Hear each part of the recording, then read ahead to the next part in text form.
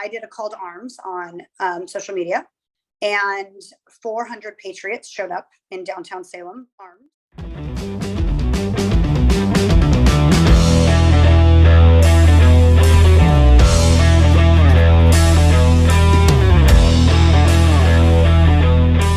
We are live. Thank you guys so much for being here. Welcome in. I'm your host, Mitchell Tucker.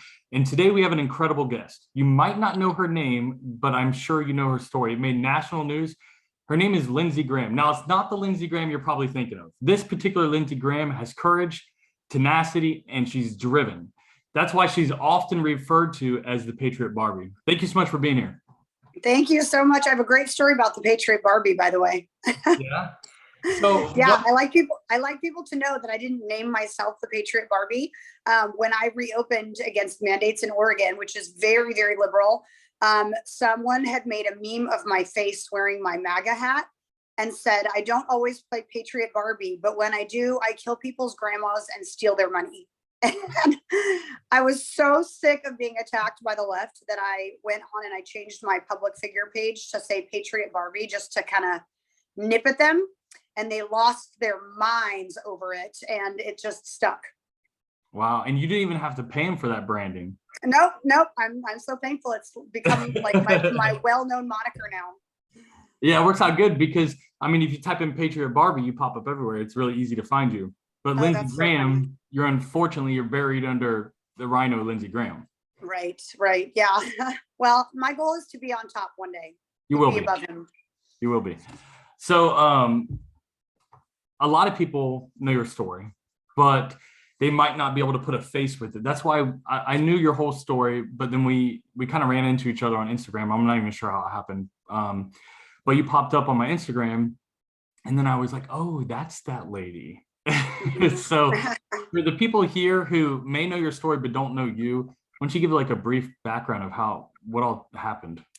Okay, so yeah, a lot of people now just know me as the Patriot Barbie, and they just assume I'm, a patriotic figure. But 2 years ago, a little over 2 years ago, I wasn't at all into politics. I was a salon owner in Oregon.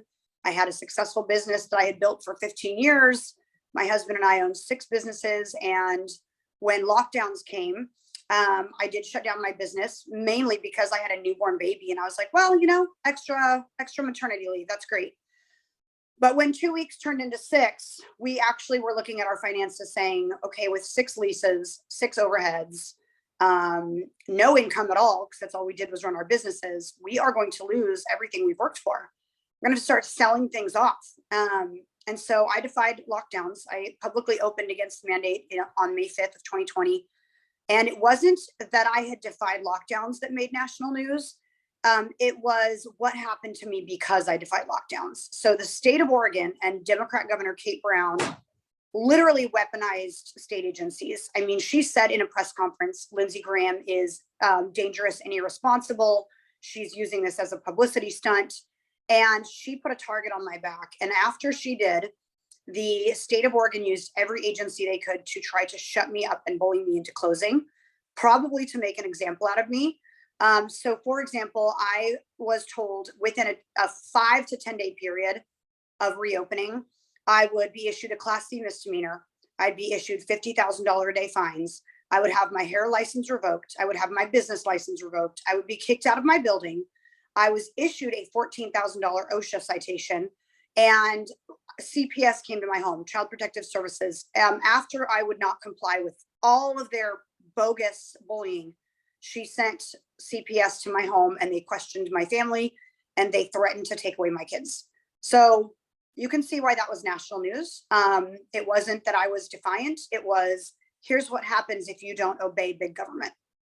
Wow, that's wild. And to send Child Protective Services, like what, in your opinion, what were you doing that made them think that your children were in any form of danger?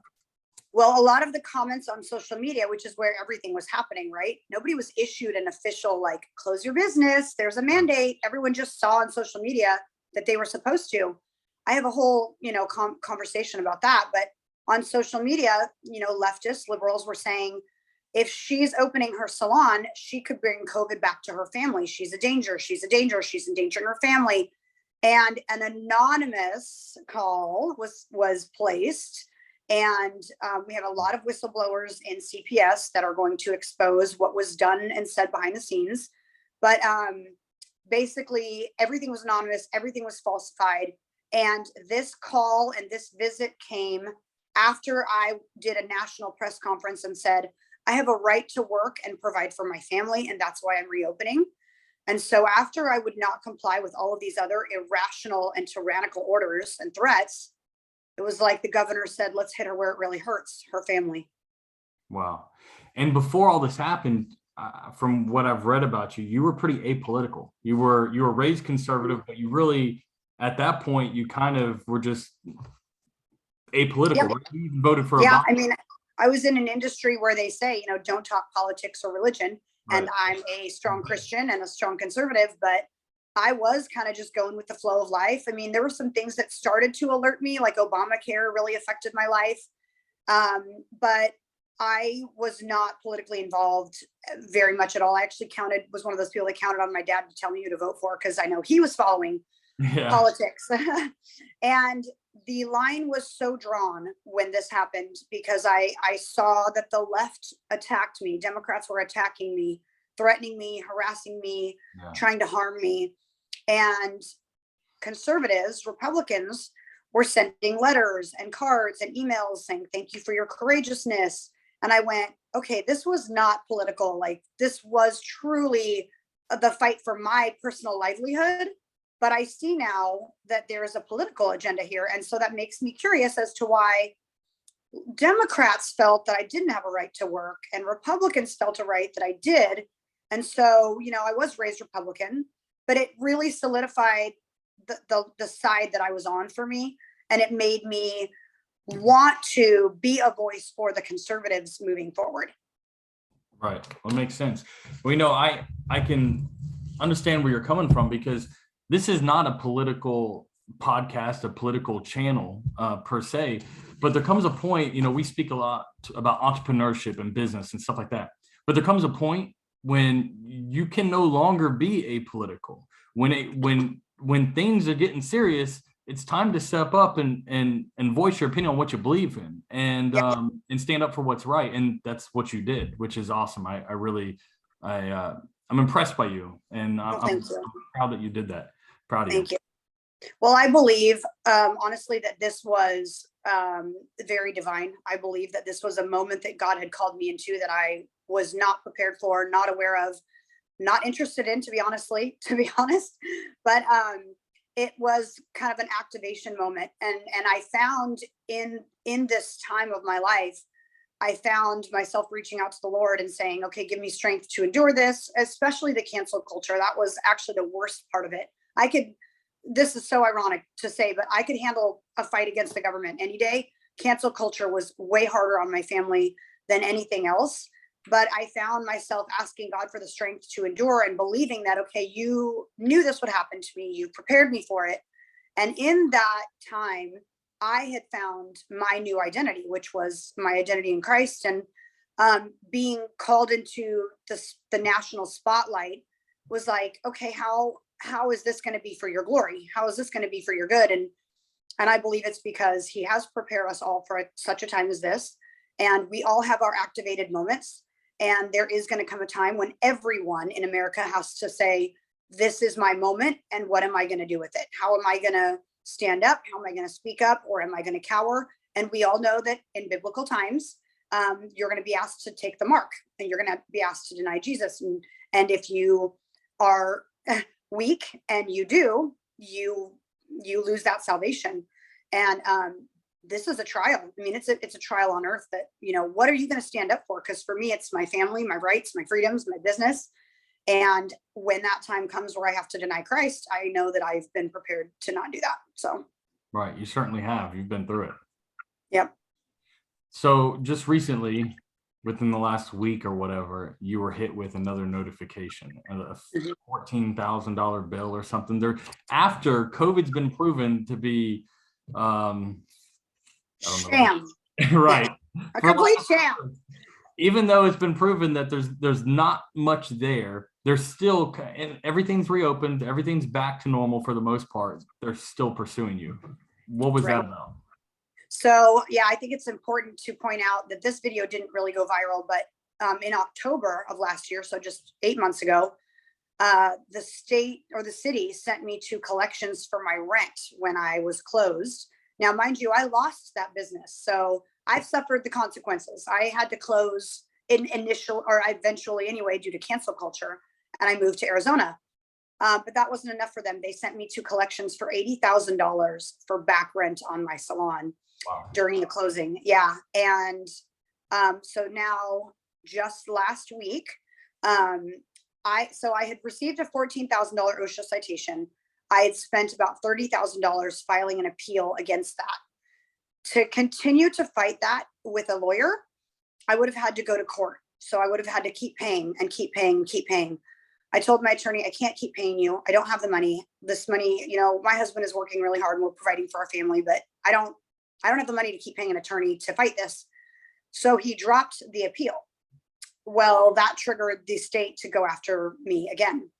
So without an appeal, they've now sent me to a collection agency that is trying to tack this onto my state taxes.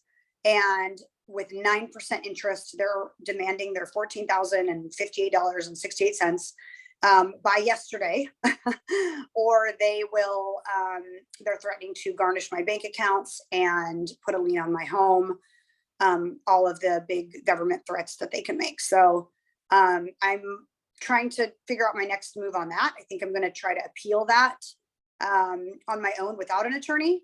But I've got some other things in the works too. So. Right. Awesome. So if you're watching this and you're an attorney and you're a patriot, reach out and see what you can do for it. If you made it this far, I greatly appreciate your support. Please remember to like, subscribe, do all the things. If you want to support Patriot Barbie, patriotbarbie.com. You can get her book, or you can find her on different social media platforms at the Patriot Barbie. Please remember to check me out on different social media platforms. I'm mainly on Instagram and YouTube at Mitchell R. Tucker. If you guys like the t-shirt, the Peaceful Savage t-shirt, the link is in my bio. That will take you to get the t-shirt on Instagram, or you can go to mitchellrtucker.com to get yourself a t-shirt. Guys, until next time, stay savage. Crazy is a couple of years ago, I would have heard your story and thought that can't happen. Not in America. It's not, the government can't do that, but they did and they are. And that's pretty wild. So you haven't paid it? I have not paid no, I haven't paid it. I will not pay it. That's the stance that I continue to make. I don't owe them that money. I didn't do anything wrong. They cannot prove that I did anything wrong. They've said so in a recorded meeting with my previous attorney, that they do not have any evidence that I had employees working there, which is the entire basis of the citation. So I have all kinds of court records saying that they can't prove that they had any real legal grounding to continue to seek the citation payment. So I'm not going to pay it. I'm going to fight it. Did you, was there any time that you shut down when they first did the closures, or you never shut down at all? Yeah, I shut down from March 23rd to May 5th. And then May 5th, I reopened. So that was 6 weeks. So, you know, what's interesting about that, even the people who are in the middle, right? The moderates, we'll call them.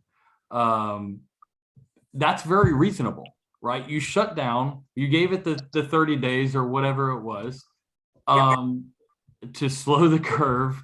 And then at some point, no one's paying your bills. You have to put food on your family's table. Who's going to pay these? Who's going to buy my children food? So you have to go back to work. You know, we had a similar situation here in Florida. I'm blessed to be in this state. I absolutely love Florida. I'll never leave, right? We have an incredible governor. And yes, you do. One of the freest states in the world, in the country. And I love Florida. But even in the beginning, our state, we shut down. So my wife is in a similar industry. She's a massage therapist, right? So she got the same kind of order. She had to shut down. And it came to a point to where, and she did for a little while, but it's like, at what point do you sell everything you own, or do you go back to work? Thank you. That's the point where I reopened. I went, okay, we have worked I won't apologize for the things that we own. We worked very, very hard for them. We have the American dream. We had bought a boat the year before. We had just bought a brand new SUV because it was the first SUV I've ever bought brand new, because I had my third child. We had just built a custom home. We'd had the acreage for years waiting to build. We worked so hard for all of this. And we're looking at each other going, do we have to turn around and sell the boat to pay for the leases on our business? We didn't ask for this. And that's what people don't understand, is that's the point that business owners were at, was losing their home and going and buying a cheaper home because the government said so. And mind you, while I'm shut down in this 6-week time, I'm not watching the news. I don't believe the news. I wasn't believing the tickers. God gave me just a clarity of mind. But I'm sitting here going, okay, Walmart is open. Costco is open. Home Depot is open. Weed stores are open. Why am I a threat to the community when I want to do 5 people's hair, but there's 500 people in Walmart, Right. touching everything, breathing, there's no restrictions? That makes no sense. And to me, I'm thinking I could go get a job at Walmart and that would be okay, but I can't run my own business. Right. I could go work for minimum wage, but I can't open and pay the rent on the business I built. Right. That makes no sense. And that's where it really hit with like the decision to reopen too, was to say, if I thought I was going to hurt people, I wouldn't reopen. But Right. if people are really dying at the rate that they are, the governor would not also be allowing Walmart to be open. And so I don't believe what's being peddled. Right. It was an attack on entrepreneurs and small business owners, no doubt. Yes. And you know why? Why? What's your opinion on that? I have a theory. Let's hear it. Business owners are independent. They are driven. They must think critically, because everything they do feeds their career. We don't just show up and clock in and do a job that we're told to do. We must be innovative and creative and critical thinking all the time. The government can't control those kind of people. When they shut down small businesses, they cost a lot of small business owners their entire livelihood. Those people closed and they went and got jobs where they clock in, get trained, do as they're told. They're controlled by the paycheck. They're controlled by unemployment. They don't have to think for themselves anymore. They have to answer to mandates, answer to vaccine mandates, answer to closures. They are more controlled now. I'm still not controllable. Small business owners that didn't shut down, that didn't comply, that rose above all of this, they are now not controllable, because when this whole mandate kicked in, they said, well, we're not going to make our employees get vaccinated. Well, good for them. But now everyone else that did lose their job and is now subject to that paycheck now has to comply. Right. They created millions of people now who must comply, because their whole paycheck depends on it. That's a great point.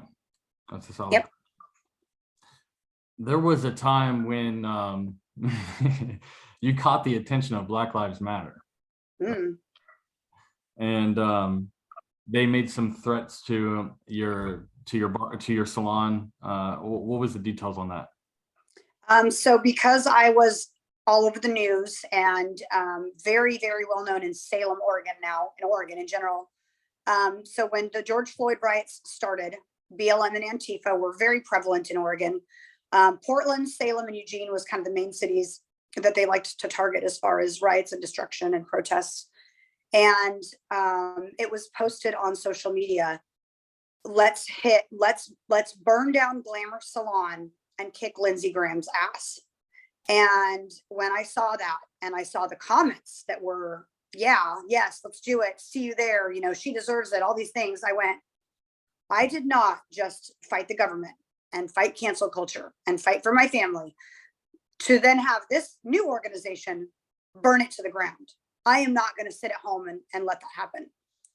And I did a call to arms on social media, and 400 patriots showed up in downtown Salem, armed, ex-military, veterans, motorcycle gangs, Proud Boys, 3%ers, you name it. And they all stood outside on the public streets of Salem and protected every single small business there, even the liberal ones that didn't want them there. They were protected. and not a single window was broken in downtown Salem. Wow. And I received a phone call from someone at the police station the next day that said, I can't say this on record, I can't say this publicly, but if you hadn't done that, Salem would look like Portland. And it's 2022 and Portland is still burning. So wow. Yeah. And what's a lot of different people showed up. It doesn't mean that you have to agree with everything that every one of those people, all those different groups that showed up. It doesn't mean that you necessarily have to agree with everything that all those groups do and say, but that was the right thing to do at that time. And the people Right. who did the right thing. And not one person was hurt, not one shot was fired. Nope. It resulted in nothing being stolen or broken or burnt down. Correct. And that was our Second Amendment rights doing their job. And yeah, I got a lot of hate. I got a lot of slander and a lot of attacks and threats, because the Proud Boys were there, and the Proud Boys are white supremacists and yada, yada. And again, remember, I'm not political. So I'm like, I don't even know who the Proud Boys are. And I don't know. I'm sorry. I didn't know. And they're not white supremacists. The leaders are Black and Mexican and Hispanic, and they're all diverse. And again, I don't have to agree with everything they do. But I also didn't hire these people to come down. I did a call to arms. They chose to come down on a public street and do the American thing, which is protect someone's livelihood. That was the right thing to do. I stand by that decision, and I stand by their choice to do that. And the amount of hate that came with doing that would make a normal person second guess doing that again. But I'm telling you what, I don't have any regrets. I would do it all over again. It's literally what cost me my life in Oregon. That decision is what truly got me canceled. We had to sell and close all of our businesses, sell our home, and we left the state. But I would not take it back. I wouldn't do anything different. You're in a much friendlier state now anyways. Yes, I am. I love Arizona. Yeah. It was that or Florida, so. Yeah. Well, I guess you got second best. Thank you. No, I'm playing. I don't feel the need to correct you. So, what is in the future for the Patriot Barbie? Are you thinking? I know you said you weren't political. Now you're pretty political. You have to be. I mean, you were forced into this. Yeah. The decision was made for you, really. Do you have a future in politics, you think? Is that a direction you want to go? That is the best question ever. I love it. Everyone asks me that. Yeah. The truth is that when this happened and I watched my entire livelihood, my entire life as I knew it, go down the drain there was nothing I could do to stop it. I gave my whole life to God again and said, I trust that you're putting me on a path that is bigger, better, and has a purpose. And you know what's right. And I trust you. And so I wake up every day and sort of give this journey to him. And that is another thing that I don't know. I'm honestly at a point where if I wake up one day and he tells me, I want you to run for Secretary of State, I want you to run for, legislative district, I would say, okay, I don't want to do that. If you're saying that that's my path, I'll do it. And so I do not know. Any day that could happen. I highly doubt it. I don't find joy I don't think I'd find joy in being a politician, but I also know that whatever God calls us into, he actually gives us joy in doing it. So you never know. Well, and that's the right attitude to have. And that's what most Americans need to have. I personally am not interested in getting involved in politics per se either. But if I felt the need was there, if I felt, hey, if I don't run, this other guy's going to run and he's bad for our country and no one else is running, It comes to a point to where it doesn't matter if you're political. It doesn't matter. That's what you do as an American, to do what's best for your country. And I know that you're willing to do that. And I hope that it seems like more Americans are waking up to that. And I feel like President Trump kind of shifted that, because before him, it was like, you're born into politics. Politics is all you know. You become a politician. You're a politician your whole life, and then you retire. There wasn't very many people just jumping in the ring at 40, 50 years old or 30 years old with no political experience, but said, hey, I'm a business owner with common sense, and I have good American values and morals. And I believe American first and family first. And I don't necessarily want the job, but I'm going to do it because it needs to be done. There wasn't a whole lot of that. And I feel like spark that in Americans. Yep. And I love it because people are done with politicians, especially career politicians they owe everybody favors, they have debts, they have, people that they answer to, they have favors to call in. We're done with the game of politicians and what, you have to give up to achieve a certain agenda, and what's happening on the back end to achieve that, and who paid to get that done. Now we've got people who are like, okay, I don't get paid a lot to do this. I don't want to do it. I'm going to do it because I love this country, and I'm going to do things to save this country while I'm in office. And that is something that we haven't seen, honestly, in a very, very long time. So it gives me a lot of hope in our political, trying to think of the word, just knowing that we have people like that in office instead of career politicians who are out to just get their own. Right. It gives you a little bit of hope in the future. Mm-hmm. No doubt. Absolutely. So in closing, I know you we're short on time here, but I've touched on basically on everything that I really, really wanted to touch on. Do you have anything to add, or what can we do? How can we help you? I have a book that I wrote. God called me to write a book about a year ago about everything, which turned into kind of my testimony. So you can buy my book on patriotbarbie.com. And I was also called to do a podcast. It's called She's So Right Show. And I'm just speaking up, and I'm giving other people who've been canceled platforms to tell their story and empower people to fight back and glorify God in this fight against, the left woke mob, the indoctrination of our kids, all those things. So, and you can find all of those links at patriotbarbie.com. That's how you can help. A lot of people are asking about my Give, Send, Go, which is on my website, but I don't really anticipate having to pay an attorney again to fight all this. I will if I have to, but mostly I'm just looking for prayers and, emotional support and share my story and things like that. So. Great. And I know we got you. Have you been in contact yet with Patriot Party News? I know that. Yeah, she reached out. I think I just need to follow up with her again today. Sweet. So we'll get you on there and get the word out with them too. They're great organization. So awesome. Yeah, we're excited about that as well. Mitchell, thank you for having me on. I really appreciate it and letting me tell my story. You're welcome. Thank you so much. We'll stay in touch. Okay, sounds good. Take care. Bye-bye.